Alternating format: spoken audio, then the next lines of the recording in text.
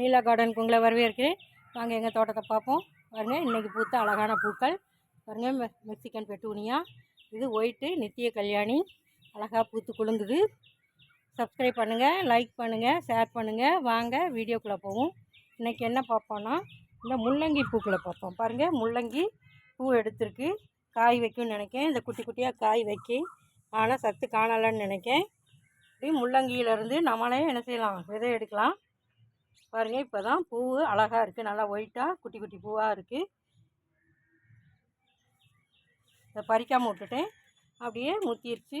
சரி, பூ வருது, நம்ம விதை எடுத்துக்கிறோன்னு விட்டுட்டேன். இப்படி முள்ளங்கிலேருந்து நம்மளையும் என்ன செய்யலாம், விதை எடுக்கலாம். அனைவரும் இப்படி முள்ளங்கி வளர்த்து பயன்பெறுமாறு அன்போடு கேட்டுக்கிறேன்.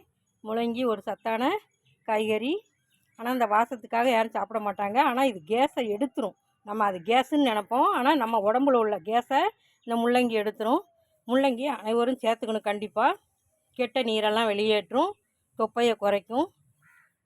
அதனால் முள்ளங்கியை அனைவரும் சாப்பிடுங்க. அந்த டேஸ்ட்டு பிடிக்கலன்னா அந்த முள்ளங்கி பொரியல் செய்யும்போது அதை துருவி அப்படியே வெங்காயம் மிளகா போட்டு நல்லா வதக்கிட்டு அதுக்கப்புறம் அதில் ஒரு முட்டையை உடச்சி ஊற்றிட்டா பிள்ளைகள் அது நல்லா சாப்பிடுவாங்க. இப்படி முள்ளங்கியை அனைவரும் வளர்த்து பயன்பெறுமாறு கேட்டுக்கொள்கிறேன். வீடியோ பார்த்ததுக்கு நன்றி. Happy gardening. வாழ்க வளமுடன்.